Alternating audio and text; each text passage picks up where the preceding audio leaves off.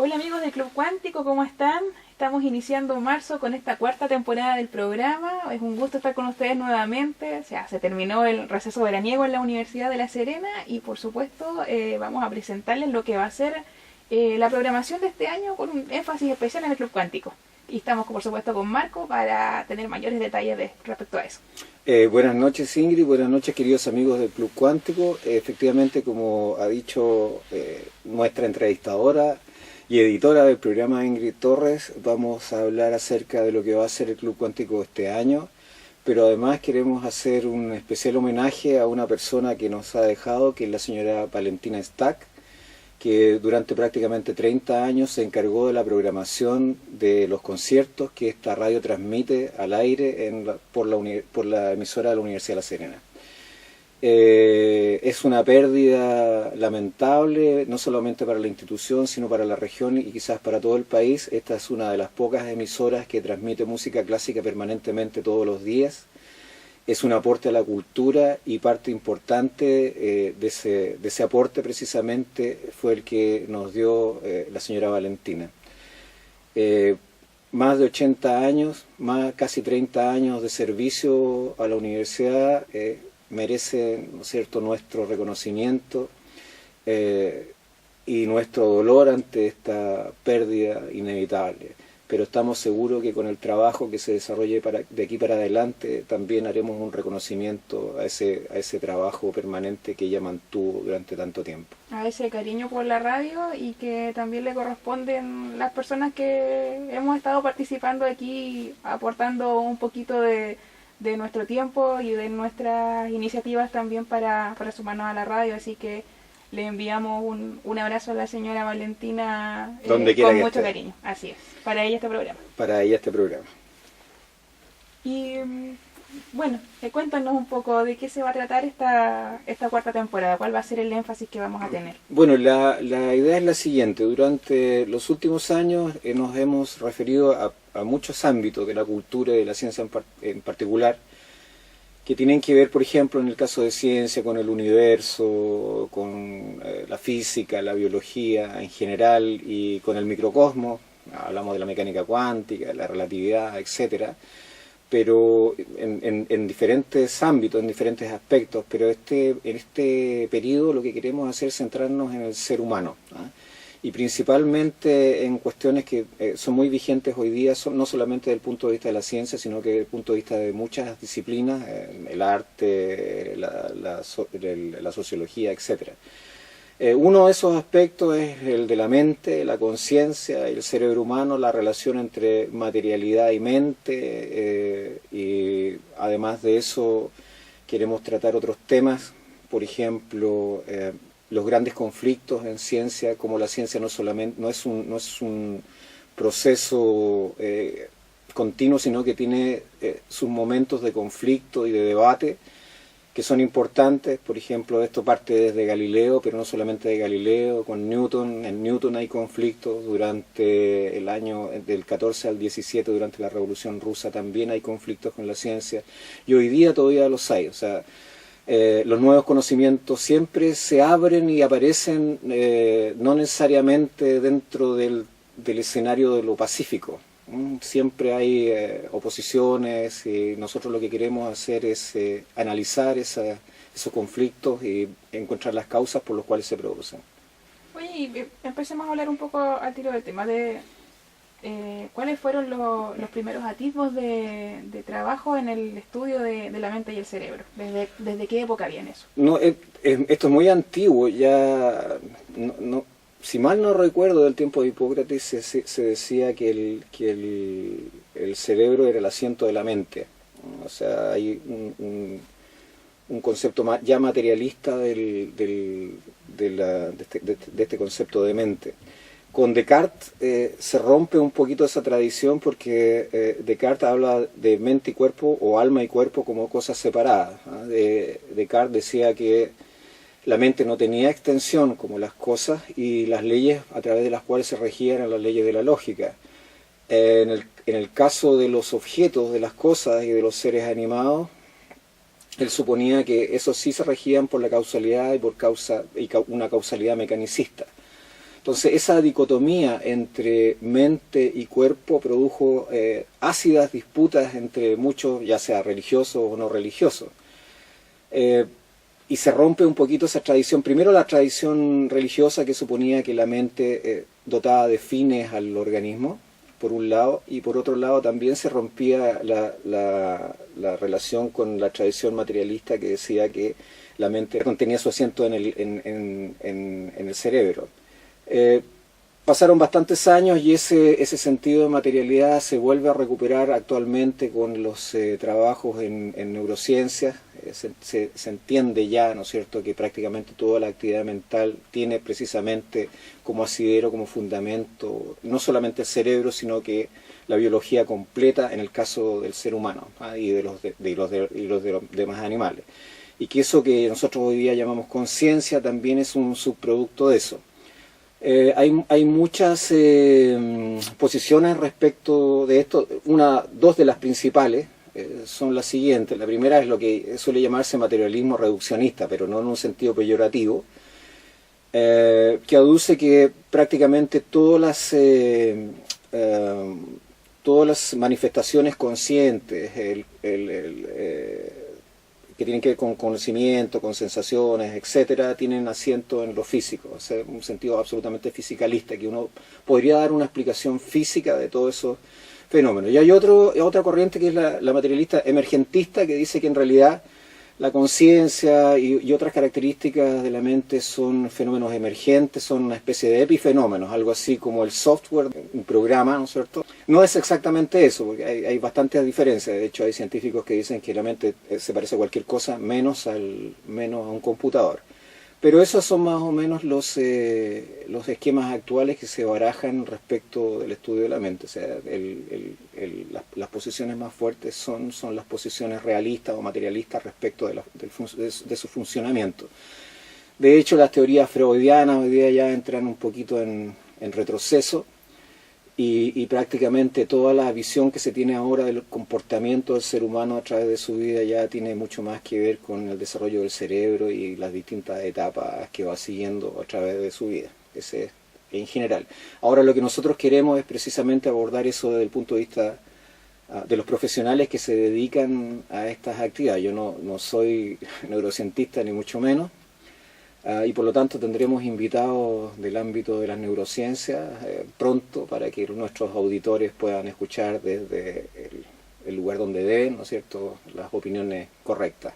Marco, ya nos adelantaste un poco sobre los temas que vamos a ver en materia del ser humano, el cerebro, la mente, y también hablaste de los conflictos en general en ciencia que se han dado cada vez que la ciencia está avanzando en materia de demostrar teorías, derribarlas y seguir profundizando en el conocimiento de las distintas áreas. Hablen un poquito de los principales conflictos que se han dado en el estudio de las distintas ciencias. Sí, para hacer un breve resumen de lo que vamos a conversar más adelante, porque seguramente lo vamos a hacer en distintos programas con cada caso, desde el momento mismo en que la ciencia comienza a emerger como ciencia empírico-racional, quiero decir. Con Galileo ya hay conflicto evidente, ¿no es cierto? Galileo deja de lado las hipótesis aristotélicas y escolásticas de la época y se centra solamente en el cómo funciona el universo y se deja de preguntar abandona los finalismos en ciencia y lo que se llama la teleología, o sea, los propósitos, y se preocupa de las causas, de lo que se llaman las causas eficientes. Y eso produjo un gran conflicto porque obviamente entraba en contradicción con los dogmas de la época, cosa que siempre sucede, no solamente en esa época. Fíjate que en el año, después de la Revolución Rusa, después del año 17, ya muerto Lenin y habiendo ascendido al poder Stalin, hay un caso muy claro. La genética ya está en auge. Sin embargo, como ciencia fue prohibida en la Unión Soviética. En esa época hubo un conflicto entre un biólogo bastante conocido que se llamaba Lysenko y otro que se llamaba Vavilov, que hizo el intento por introducirla. Se consideró una ciencia reaccionaria a la genética. Lysenko, de hecho, tenía una postura absolutamente contraria, y el que propugnaba la imposición de las tesis genetistas fue encarcelado por considerar que era contrario a la línea correcta. Ese fue Vladimir Vavilov, que hoy día, bueno, se ha reconocido su importancia, pero pasaron muchos años antes de que eso sucediera. En Alemania, cuando Freud postula sus teorías psicoanalíticas, finalmente, bueno, estaba en ciernes la Segunda Guerra Mundial, había un sentimiento antisemita muy grande, apoyado por además el régimen imperante en esa época, y Freud tuvo que abandonar Alemania, efectivamente, para Estados Unidos, tomando en cuenta que su vida corría riesgo. Esos no son los únicos momentos en la historia de la ciencia en que estas cosas ocurren. Más adelante hay muchos casos muy similares. Están todos los científicos alemanes que participaron en la preparación de las bombas B-2 en Alemania durante la Segunda Guerra. Nunca quedó claro si estuvieron a favor del régimen alemán en esa época o no. Y finalmente muchos de ellos fueron trasladados a Estados Unidos, no fueron juzgados, precisamente porque eran útiles para seguir los proyectos espaciales y los proyectos armamentistas en otra potencia. La historia de la ciencia está cargada de conflictos no por la ciencia, sino porque la historia del hombre está cargada de conflictos. Entonces, una señal más y una característica más de cómo se mueve la sociedad. O sea, los científicos no son un caso aparte, son seres humanos como cualquier otro, con ideas políticas, con ideas religiosas y toman posiciones determinadas en momentos determinados. Eso va a ser un poquito lo que vamos a analizar en este periodo. Y con respecto a conflictos también, tu tema favorito, mecánica cuántica, que dio también pie para proposiciones. Bueno, la mecánica cuántica fue considerada, bueno, fue considerada como una pseudociencia durante mucho tiempo, pero los resultados objetivos del modelo matemático finalmente dieron al traste con todas las objeciones y la teoría se impuso por su eficiencia como teoría. Ahora, hay muchas de las objeciones que aún se mantienen en muchos sentidos. Es decir, seguramente la mecánica cuántica es una teoría que tiene que ser superada. Tampoco muchos de las primeras aseveraciones que se hicieron sobre ella terminaron siendo tan correctas. Es decir, esta cuestión de que prácticamente habíamos llegado a los límites del conocimiento, de que para allá no se va a poder nada más, no es precisamente así.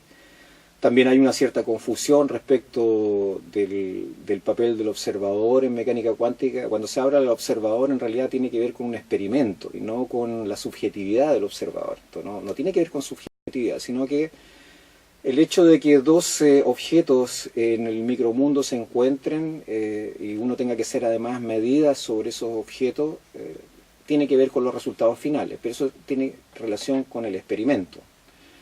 No con la idea ni con los preconceptos que yo tenga como ser humano, ¿no? Eso se ha extrapolado mucho a otras situaciones, por ejemplo situaciones sociales, que tienen que ver con subjetivismo y relativismo, y la verdad es que no tiene nada que ver una cosa con la otra, son ámbitos absolutamente diferentes y eso es una cosa que también vamos a discutir.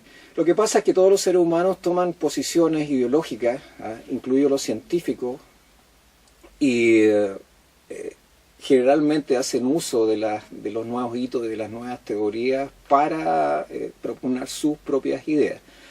Lo que pretendemos ahora es un poquito desmistificar esta cuestión y tratar de explicar hasta dónde eso es cierto y dónde empieza la fantasía y el propio interés. Marco, y a nivel teórico, experimental, ¿se ve alguna claridad respecto a alguna teoría que pudiera reemplazar la mecánica cuántica actualmente? No hay en este momento una teoría que la pueda reemplazar. Es muy efectiva, de hecho, sin mecánica cuántica no se podrían haber hecho bombas atómicas, es lamentable, pero es así. una de las razones por las cuales la Unión Soviética, en la misma época en donde cuando se condena a Vavilov, por tratar de introducir la genética, se mira con recelo a la mecánica cuántica, precisamente porque también se la considera una ciencia idealista. El problema es que se encontraron ante un dilema. Estados Unidos y otras potencias estaban pensando crear bombas nucleares, bombas atómicas, y obviamente la Unión Soviética no podía quedarse atrás, y la única alternativa era hacer uso de esa herramienta que era tan poderosa, era la mecánica cuántica. Por lo tanto, hay un principio de realidad implícito en esto, donde tú tienes que dejar afuera tus prejuicios y finalmente se impone.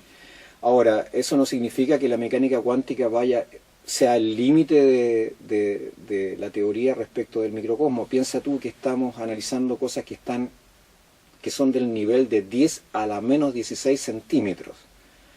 Entonces no es difícil pensar que nuestra teoría tenga que ser una teoría de tipo heurística o matemática como esta. En este caso sí, efectivamente importa que tu estructura matemática sea capaz de dar cuenta hasta un grado razonable de los fenómenos, de tal manera que tú puedas manejarlo. Y la mecánica cuántica lo ha hecho de forma excelente, porque en algún sentido sí representa la realidad. Si no, esto sería absolutamente absurdo, no te serviría absolutamente para nada. Sin embargo, pensar que la estructura matemática te da cuenta de todo el fenómeno, eso es complicado. Hay cosas de las cuales tú no puedes decir mucho, digamos, pero yo creo que, fíjate que las teorías se mantienen durante mucho tiempo.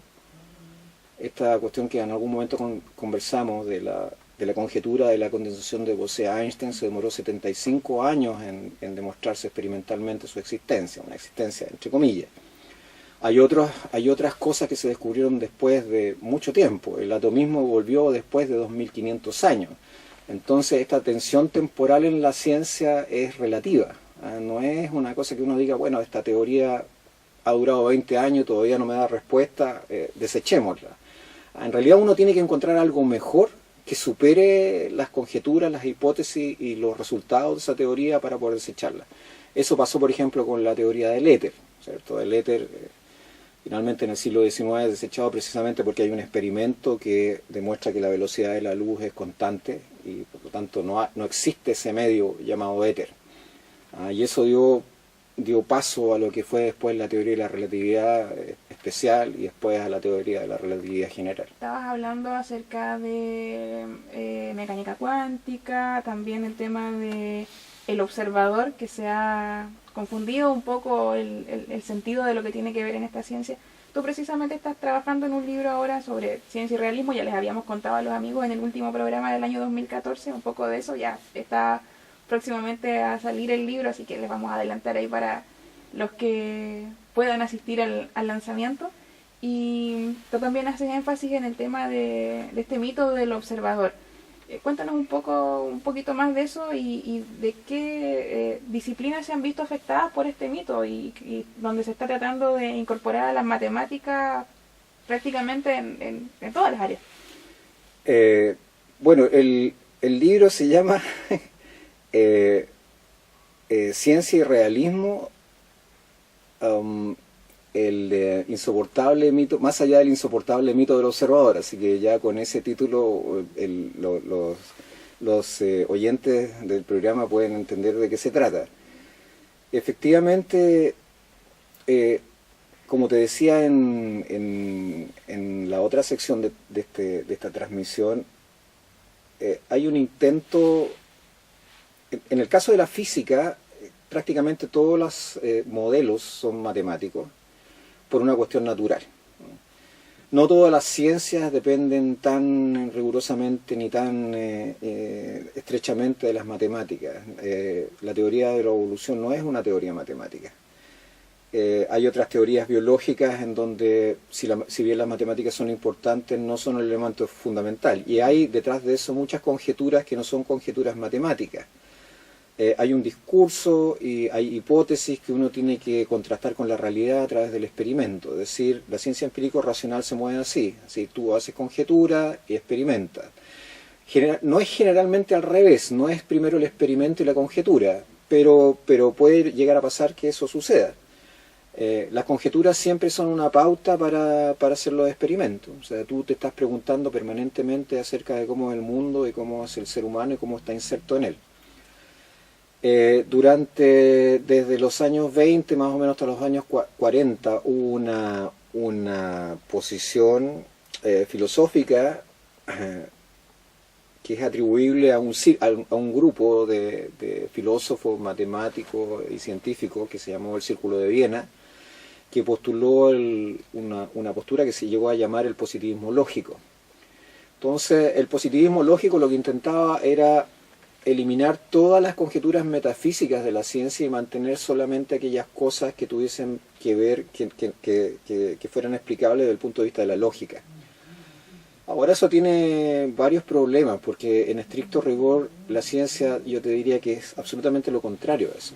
La ciencia, desde que parte, se construye sobre conjeturas metafísicas, que no son las mismas conjeturas metafísicas escolásticas, son diferentes. Son conjeturas metafísicas, conjeturas que tienen que ser contrastadas permanentemente con el hecho, con el factum. Si no, no te sirven desde el punto de vista de la ciencia, y además tienen que ser concordadas y además tienen que ser discutidas con tus pares. No es una cosa que uno decida per se de motu propio, sino que es una cuestión que la comunidad científica aprueba dentro de ciertos estándares y dentro de ciertos parámetros. Una de las posturas del positivismo lógico era precisamente, y como era lógica y la lógica comenzó a unirse con las matemáticas, era prácticamente que todas las disciplinas, incluidas las ciencias sociales y las ciencias humanas, finalmente comenzaran a adoptar este procedimiento.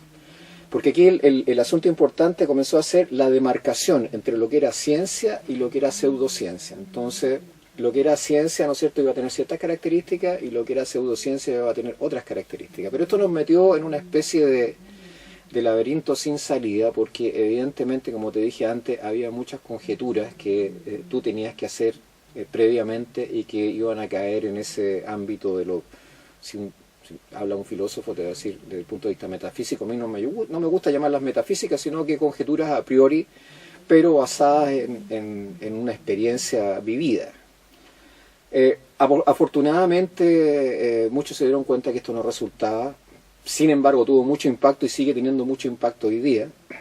Entonces este afán por introducir las matemáticas en todo y pensar que porque tú construyes un modelo matemático eso te da una visión de la realidad adecuada, se transformó en una especie de fetiche, y finalmente en áreas, por ejemplo, como las ciencias sociales, ahora y en la historia se validan a través de los estudios matemáticos, y la verdad que son ámbitos diferentes, son construcciones diferentes, en donde sí la conjetura es importante, y además es una conjetura comprometida, porque es muy... Y en ese caso sí que yo debo reconocer, no me gusta llamarlo subjetividad, pero sí es importante la posición que tú ocupas. O sea, tú puedes con diferentes hipótesis en ciencias sociales explicar un fenómeno, pero ahí sí yo te diría que las hipótesis son comprometidas.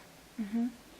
Y para ti, ¿por dónde iría el camino para otra ciencia? No, yo te diría que esas ciencias tienen que aprender a descubrir cuáles son los caminos que tienen que seguir. No es el camino que tenga que imponerle la matemática o la ciencia física, ni lo que llamamos ciencias naturales.